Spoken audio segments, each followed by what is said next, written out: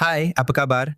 Saya Dr. Alexander Muta, ahli fizioterapi, osteopat dan penulis buku digital Rahsia Tulang Belakang Tanpa Sakit. Dan hari ini saya akan ajak anda dua senaman yang sangat praktikal untuk mengurangkan kehausan, ketidakselesaan dan kesakitan pada tempurung lutut anda. Selamat datang ke Selamat Tinggal Sakit Lutut. Bahagian 2, kembali lagi.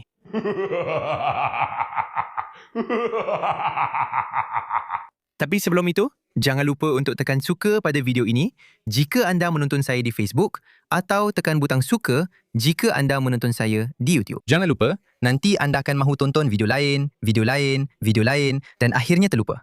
Tekan suka sekarang supaya tak lupa ya. Jangan tangguh sampai esok. Dalam video terakhir, saya telah berkongsi tentang senaman yang sangat bagus untuk memperbaiki penjajaran tulang kaki, femur dan tibia, sekaligus mengurangkan tekanan yang dialami oleh tempurung lutut yang menyumbang kepada kehausan, iaitu untuk chondromalacia patella. Dan hari ini, saya akan ajar anda dua senaman yang akan membantu memperbaiki mekanik tempurung lutut, maksudnya akan memperbaiki pergerakan tempurung lutut dan juga meningkatkan nutrisi pada tulang rawan. Dan sekadar mengingatkan, tulang rawan ialah struktur yang melindungi kebanyakan sendi kita. Selain melindungi, ia juga membantu pergerakan.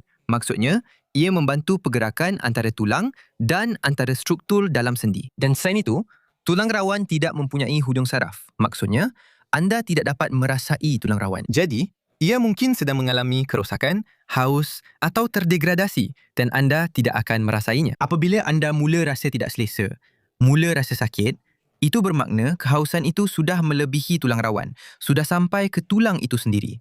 Jadi itu adalah satu amaran. Jika anda sudah mula rasa bunyi berkeriut kecil, bunyi berkeriut yang lebih kuat, rasa seperti ada pasir dalam sendi lutut, jangan tunggu lagi. Segeralah berjumpa dengan ahli fizioterapi, doktor, mula lakukan senaman-senaman ini untuk menghalang, untuk melambatkan kehausan ini. Dan selain itu, rawan juga tidak mempunyai saluran darah. Kemudian anda tanya saya, Alexandra, macam mana boleh jadi begitu? Jika rawan tidak menerima darah, dari mana ia dapat? Dari mana ia mendapat nutrien itu? Bagaimana rawan boleh kekal hidup? Dan saya akan jawab kepada anda. Di kebanyakan sendi kita, terdapat cecair di dalam sendi yang dipanggil cecair sinovial. Dan daripada cecair sinovial inilah, rawan dapat mengambil nutrien. Tetapi untuk itu, ia memerlukan pergerakan yang baik. Anda boleh bandingkan rawan dengan span. Selepas anda mencuci pinggan, anda mahu menghilangkan sabun dari span, anda perlu letakkan span di bawah air dan pam, tekan dan lepaskan span itu. Dengan cara itu, air akan mengalir di dalam span dan menghilangkan semua sabun. Begitu jugalah yang berlaku pada rawan. Pergerakan yang baik menyebabkan rawan mengalami tekanan dan pelepasan tekanan. Dengan cara ini, cecair boleh mengalir di dalam rawan dan rawan akan mengambil nutrien yang diperlukan daripadanya. Apabila terdapat ketidaksejajaran atau pergerakan yang tidak betul, ia menyebabkan tekanan berlebihan pada rawan. Dan ini tidak membenarkan rawan mengambil nutrien yang diperlukan. Dan ini adalah salah satu faktor utama yang menyebabkan kehausan rawan. Jadi, apakah pergerakan yang baik untuk tempurung lutut? Tempurung lutut bergerak naik dan turun. Ia naik apabila anda meluruskan lutut dan turun apabila anda membengkokkan lutut. Selain itu, tempurung lutut juga dipandu oleh sejenis landasan. Tulang femur mempunyai dua struktur, kondil yang terletak di kedua-dua sisi dan tempurung lutut meluncur di antara kedua-dua kondil ini. Dan pada lutut yang sihat, tempurung lutut berada di tengah-tengah sendi. Jadi ia tidak menekan, ia juga tidak cenderung untuk bergerak ke dalam atau keluar dengan ketara. Sekali lagi, tempurung lutut ialah tulang segitiga yang terletak di hadapan lutut. Saya akan melukis di sini sekali lagi supaya anda boleh lihat.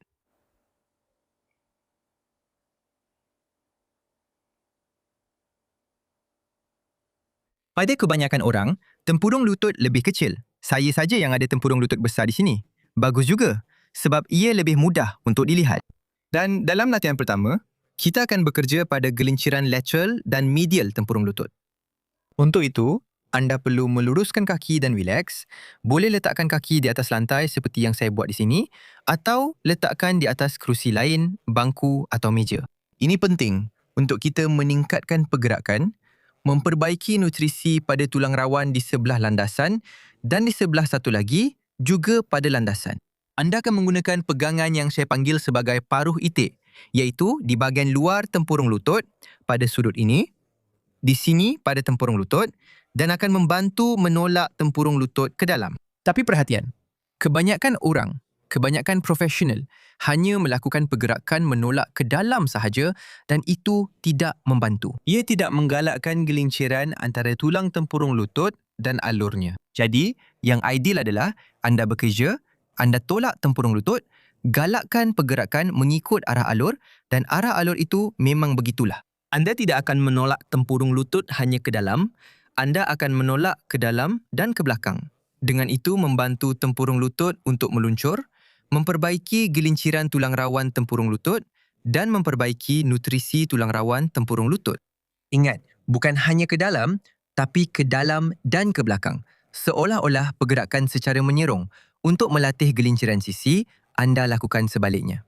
Paruh itik di bahagian dalam, pada sudut dalaman, pada sudut yang menghala ke dalam dan juga tolak ke arah landasan. Ingat, bukan hanya keluar, ia secara menyerong, keluar dan ke belakang. Seperti ini. Yang ideal ialah anda bekerja dalam kedua-dua arah, mempromosikan gelinciran medial dan gelinciran lateral. Cuma, secara fisiologi, patella memang cenderung untuk bergerak ke arah lateral, iaitu keluar. Yang ideal ialah kita tingkatkan pergerakan gelinciran medial menolak patella ke dalam. Satu perkara yang saya sendiri suka lakukan dan cadangkan kepada pesakit saya ialah anda menggalakkan gelinciran medial ini pada pelbagai darjah fleksi. Apabila anda meluruskan kaki sepenuhnya, adalah mudah untuk anda melihat pergerakan ini, anda melakukan pergerakan ini. Jadi, apa yang saya cadangkan ialah anda bengkokkan sedikit dan cuba lakukan pergerakan itu, bengkokkan lagi sedikit dan cuba lakukan pergerakan itu. Semakin anda membengkokkan lutut, semakin sukar. Anda juga boleh tukar cara pegangan. Pegang dengan ibu jari dan lakukan pergerakan itu. Ataupun dengan tangan. Hanya buat cangkuk di bahagian luar dan tarik ke dalam.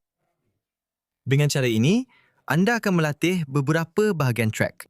Dalam latihan kedua, kita akan melatih gelinciran bawah patella.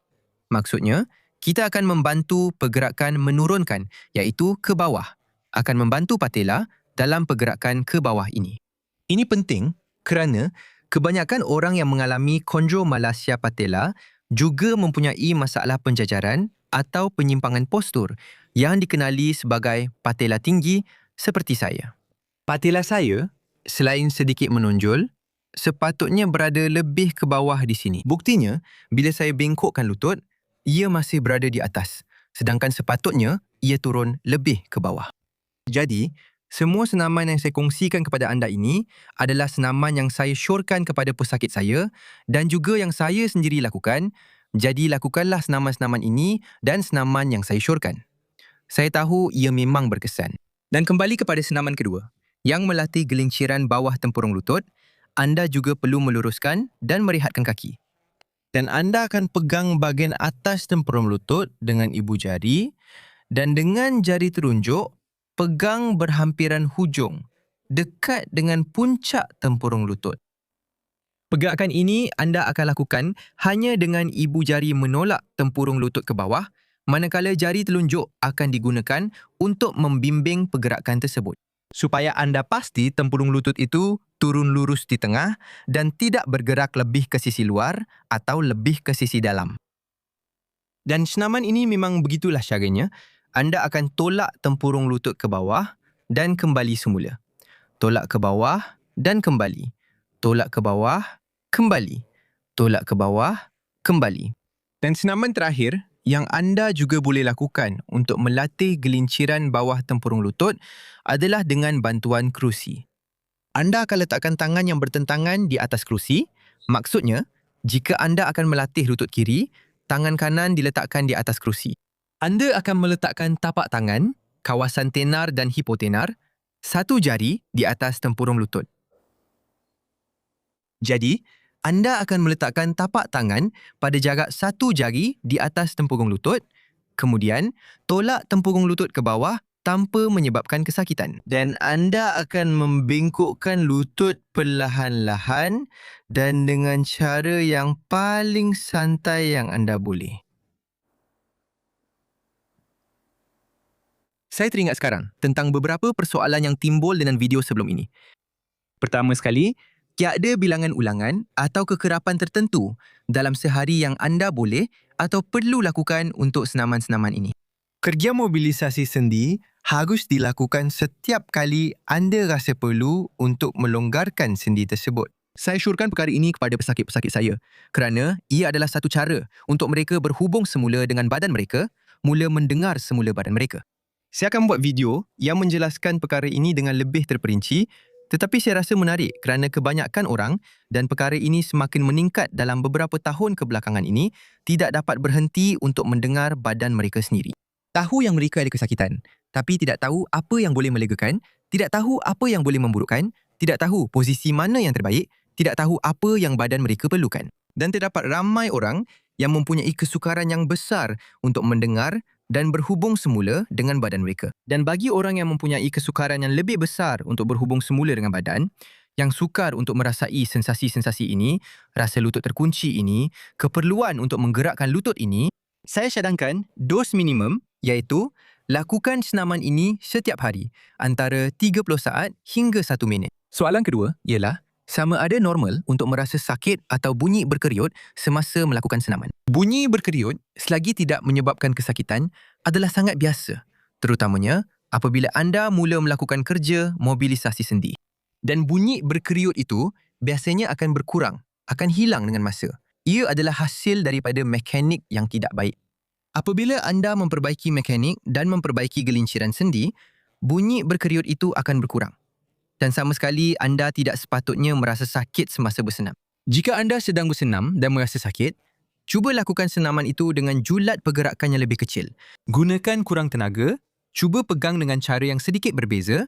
Kadang-kadang, perubahan kecil pada pegangan boleh membuat perbezaan besar, membuatkan anda tidak merasa tidak selesa, tidak merasa sakit semasa bersenam. Dan soalan terakhir, adakah anda perlu melatih hanya kaki yang bermasalah, kaki yang anda rasa sakit, atau melatih kedua-dua belah kaki? Yang terbaik adalah anda sentiasa melatih kedua-dua belah. Sentiasa melatih kedua-dua kaki kerana walaupun anda hanya rasa sakit pada lutut kanan sebagai contoh, lutut kiri juga mengalami kompensasi. Ini berlaku sehingga ke peringkat bawah sedar.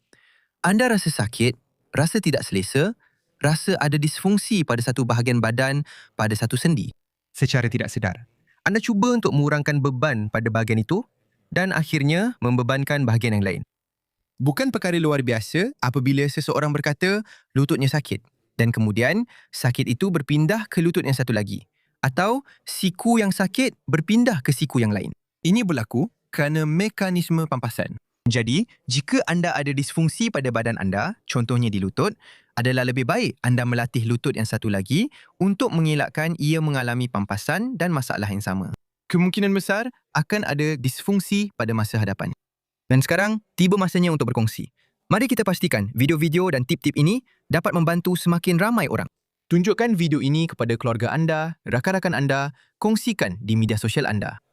Di Facebook, di YouTube, di WhatsApp, di Twitter.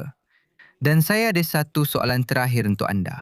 Saya ingin tahu, apa yang anda ingin lihat dalam video-video seterusnya? Tinggalkan di bawah dalam ruangan komen sebarang soalan, sebarang keraguan, sebarang cadangan tentang topik yang anda ingin lihat berkaitan dengan kualiti hidup. Apa yang anda rasa masih kurang untuk anda supaya anda dapat memiliki kualiti hidup yang lebih baik? Jangan lupa tinggalkan komen di sini. Ia sangat penting untuk saya tahu bagaimana saya boleh membantu anda dengan cara yang terbaik. Saya berhenti di sini dulu. Salam mesra dan jumpa lagi di video seterusnya. Tapi sebelum mula video ini, jangan lupa tekan suka jika anda menonton saya di Facebook atau tekan butang suka di sini jika anda menonton saya di YouTube. Dan tulang rawan juga begitu. Hoi anjing!